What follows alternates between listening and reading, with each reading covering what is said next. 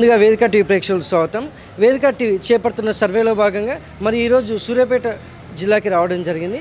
మరి ఈ సూర్యాపేటలో ఉన్నటువంటి కొత్త బస్ స్టాండ్కి చాలా ఊర్ల నుంచి ప్రజలు నేరేడుచెర్ల, భీమారం, కోదాడ, నల్గొండ, ఖమ్మం, తుంగతుర్తి, తొర్రూరు, మహబూబాబాద్ అక్కడ ఉన్నటువంటి ప్రజలు ఇక్కడికి రాకపోకలు సాగడం జరుగుతుంది వారి పని నిమిత్తం.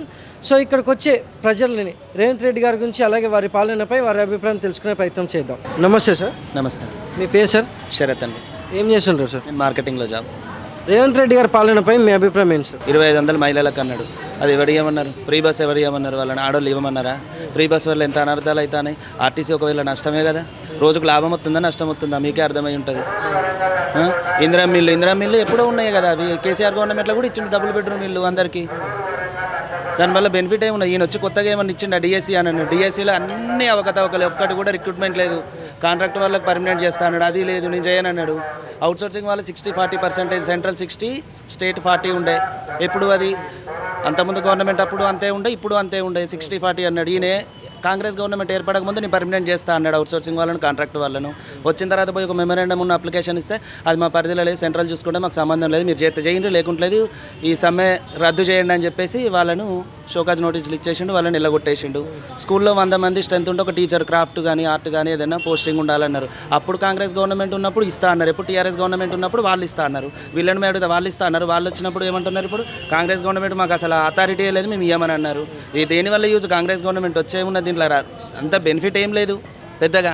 టీఆర్ఎస్ గవర్నమెంట్ ఉన్నప్పుడు కొద్దిగా రైతులకు అవకాశం దొరికింది, వాళ్ళకి మంచి జరిగింది. ఆ రైతు బంధు ఏదైనా ఉంటే ఆయన ఇచ్చేటోడు. ఇయర్లీ ట్వైస్ రైతు బంధు పడేది, వాళ్ళ ఖర్చులకు ఎరువులకు దేనికో యూజ్ అయ్యేది. ఇప్పుడు ఆ రైతు బంధు పడక కూడా కాంగ్రెస్ గవర్నమెంట్ వచ్చినాక 1 year అయిపోయింది. రైతులకు పెట్టుబడి సాయం లేదు. కరెంటు గంటకు పోతూనే ఉన్నది. కరెంటు కేసీఆర్ గవర్నమెంట్ ఉన్నప్పుడు ఒక 2 సంవత్సరాల వరకు కరెంట్ వచ్చే వరకు బాగానే ఉంది. మిగతా 8 సంవత్సరాలు కంటి రేపు పాటలు కూడా కరెంటు పోలేదు. నమస్తే అండి. మీ పేరు సార్? మా పేరు వెంకన్న అండి. తుమ్మగూడెం, మోతే మండలం, సూర్యాపేట జిల్లా. ఏం చేస్తుంటారు సార్? నేను ప్రజెంట్ లాస్ట్ 10 years బ్యాక్ మామూలుగా జాబ్ చేస్తుండే, ప్రైవేట్ జాబ్. ఇప్పుడైతే ప్రజెంట్ ఖాళీలో వ్యవసాయం చేసుకుంటున్నా. కేసీఆర్ ప్రభుత్వంలో మాకు రైతు బంధు, రైతు బీమా అన్నీ వచ్చినాయి. బట్ ఇప్పుడు ఏంటంటే ఈ రేవంత్ రెడ్డి వచ్చిన కాంచి రైతు బంధు అనేది, రైతు బీమా అనేది లేదు, ఇంకా రావట్లేదు. 10 ఎకరం లోపు అంటుండే, 5 ఎకరాలు అంటుండే, 3 ఎకరాలు అంటుండే, ఇంత మటుకు అయితే ఏమి రావట్లేదు. కేసీఆర్ ఉన్నప్పుడు పనులు మంచిగా జరిగినాయి, కాదనట్లేదు. కనీసం ఈసారన్న ప్రభుత్వం మారితే ఇంకేమన్నా బెటర్ దెన్ ఉంటుందేమో అని ఆలోచించినాం. బట్ అనేది రేవంత్ రెడ్డి ఇస్ ద అంతగానే మేము అనుకున్నంత అయితే లేదు. ఇప్పుడు రేవంత్ రెడ్డి ఇది కులగానని అంటుండు, బీసీ, ఓసీ, ఎస్టీ, ఎస్సీ అని అంటుండు. బట్ ఏంటంటే ఇది మాకు గొడవలు పెట్టే ఉంది. ఇప్పుడు అదే అనేది ఎవరికి న్యాయం చేస్తాడు, ఎవరికి అన్యాయం చేస్తాడు అనేది మనకైతే ఇంత మటుకు ఐడియా లేదు. మాకు అనేది ఇప్పుడు రేవంత్ రెడ్డి ముఖ్యమంత్రి అంటే నాకు ఒక 30-35 ఉంటాయి నాకు తెలుసు. కానీ ఒక 50-60 years ఏవో పర్సన్స్ అడిగితే మీ చీఫ్ మినిస్టర్ ఎవరనంటే ఆలోచిస్తారు. ఇదివరకు ఒక 56 కాదు 70% ఎప్పుడు నాకు కేసీఆర్ పింఛన్ ఇస్తుండే, మాకు 2000 ఇస్తుంది. కాబట్టి మీ ముఖ్యమంత్రి ఎవరంటే కేసీఆర్ అని చెప్పారు. ఇప్పుడు ఏంటంటే రేవంత్ రెడ్డి వాళ్ళ క్యాబినెట్ మినిస్టర్లు వాళ్ళు ఏం డీటెయిల్స్ అడుగుతారో, ఈయన ఏం చెప్తాడో, ప్రెస్ మీట్ పెడతాడో, వాళ్ళది ఏందో అనేది అర్థం కావట్లేదు. మమ్మల్ని గందరగోళంలో పెడుతుంది. మీ పరిపాలన అనేది ఉంటే కరెక్ట్, మీ దగ్గర నుంచి, మీ కార్యదర్శి దగ్గర నుంచి, మీ ప్రభుత్వ కార్యదర్శి దగ్గర నుంచి శాంతి కుమార్ గారు ఉన్నారు, ఇంకా సమ్ అదర్ ఉన్నారు. మీరు అనేది కరెక్ట్ ప్రజల్లోకి వెళ్ళండి, మంచి పనులు చేయండి. మిమ్మల్ని ఎన్నుకున్నది అంతకంటే మంచి పరిపాలన ఇస్తాను ఎన్నుకున్నాం, కానీ మేము ఇట్లా చేస్తారని మేము అనుకోలేదు. నమస్తే సార్. నమస్తే అండి. మీ పేరు సార్? నాగరాజు. ఏం చేస్తుంటారు సార్? నేను ప్రైవేట్ జాబ్. రేవంత్ రెడ్డి గారి పాలనపై మీ అభిప్రాయం ఏంటి సార్? ఏముంది ఆయన చేసేది?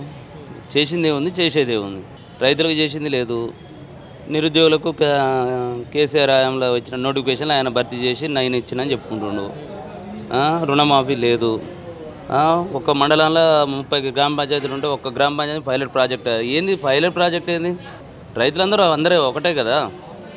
అది కనుక మళ్ళీ ఇచ్చింది 1 ఎకరానికి. ఇది పరిపాలన అంటారా? ఇవాళ ఒక సామాన్యుడు ఇంట్లో ఏమైనా సరుకులు తెచ్చుకోవాలని సూపర్ మార్కెట్కి పోతే ఇవాళ ఒక ఆయిల్ ప్యాకెట్ 160 రూపాయలు చేసారు. అలా మన స్టేట్ గవర్నమెంట్ బాధ్యత తీసుకోవాలి కదా. మరి నువ్వు పోరాడాలి కదా బ్రదర్. నువ్వు అన్నది కరెక్టే. నువ్వు గవర్నమెంట్లో ఉన్నప్పుడు నువ్వు పోరాడాలి కదా. ఎందుకు పెంచుతున్నావు? ఇప్పుడు గ్యాస్లకు ఏమన్నాడు? సబ్సిడీ ఇస్తా అన్నాడు, ఇచ్చిండా? ఏ ఒక్క దరిద్ర పరిపాలన అంటే ఇది ఒకటే. మరి గతంలో కేసీఆర్ గారి పాలనపై ఆధార్ కార్డు పట్టుకొని పోయి సిగలు పట్టుకుంటుకుంటారు ఆడవాళ్ళందరూ. అదొకటి ఏదో ఆడవాళ్ళకు నేను చేసిన అంటుంది తప్ప అసలు ఆయన చేసిన ఒక్క పరిపాలన కనుక కరెక్ట్ అయిన పరిపాలన కాదు. అసలు పరిపాలన చేయడానికి రాదు. మరి గతంలో కేసీఆర్ గారి పాలనపై మీ అభిప్రాయం ఏంటి సార్? కేసీఆర్ పరిపాలన నీళ్లు రైతులకు సకాలంలో అన్ని రకాల సంక్షేమ పథకాలు అందినాయి. ఓకేనా? ఒకవేళ విఫలమై అన్ని ప్రభుత్వాలు అన్ని చేయలేవు, అన్ని ఇచ్చిన హామీలు నెరవేర్చలేవు, కానీ 99% సక్సెస్ఫుల్గా చేసుకుంటూ అయితే వచ్చిండు. గ్రామానికి ఒక 100 మందిని సెలెక్ట్ చేసిండు. అది కనుక మళ్ళీ ఫైనల్ కాదంట, అలా మళ్ళీ ఇందిరమ్మ కమిటీ ఉంటుందంట. మళ్ళీ వాళ్ళు ఫైనలైజ్ ఇందిరమ్మ కమిటీ ఎందుకు? గవర్నమెంట్ ఎంప్లాయీస్ తోటి నువ్వు సర్వే చేయాలి. నిరుపేదవాడు అనేది గవర్నమెంట్ ఎంప్లాయీస్ సర్వే చేస్తారు. మళ్ళీ ఇందిరమ్మ కమిటీ ఎందుకు అంటే లోకల్ ఉన్న కాంగ్రెస్ వాళ్ళందరూ ఒక కమిటీ చేసి వాళ్ళు ఓకే చేస్తేనే ఇది ఓకేనంట. అది ఇదేమన్నా ప్రజాపాలనేనా నేను అడుగుతున్నా. అసలు కాంగ్రెస్ వాళ్ళని కమిటీ చేసేది ఏందండి? ఒక పంచాయత్ సెక్రటరీ వేయండి, విఆర్ఓని వేయండి, ఎంఆర్ఓని వేయండి. అసలు నిజంగా వీడు పేదోడా కాదా అని చెప్పి చేయండి. నమస్తే అమ్మ. నమస్తే. మీ పేరమ్మా? శ్రీలక్ష్మి. ఏం చేస్తుంటారు? నేను జాబ్ చేస్తానండి. రేవంత్ రెడ్డి గారి పాలనపై మీ అభిప్రాయం ఏంటి మేడం? లేడీస్ కాబట్టి ప్రజాపాలన అని ఒక 6 పథకాలు పెట్టారు, అవి అమల్లోకి రాలేదు. ఓన్లీ బస్ మాత్రమే ఫ్రీ ఇచ్చారు. మరి మిగతా గ్యాస్ కని ఒక 500 రూపీస్ వేస్తున్నారు, నో ప్రాబ్లం. కాకపోతే ఇంకా మిగతా ఈ ఒంటరి మహిళ అని మరి ప్రజాపాలనలో ఒక 6 పథకాలు పెట్టారు. 5 లక్షల రూపాయలు ఇస్తామని, ఇళ్ళ ప్లాట్లు ఉన్న వాళ్ళకి 5 లక్షలు, లేని వాళ్ళకి ఫ్లాటు 5 లక్షలు ఇస్తామన్నారు. మరి అవి అమల్లోకి రావట్లేదు. 6 పథకాల్లో 3 అవైలబుల్ అయినాయి, 3 మాత్రం అవైలబుల్ కావట్లేదు. సో ఇందిరమ్మ ఇల్లులు, రాజీవ్ గృహ కల్ప అని చాలా చోట్ల ఉన్నాయి, కానీ అవి లేని వాళ్ళకి అసలు ఇవ్వట్లేదు, ఉన్న వాళ్ళకే ఇస్తున్నారు. లేని వాళ్ళని ఎంక్వైరీ చేసి అసలు ఇల్లు లేని వాళ్ళకి ఇవ్వట్లేదు.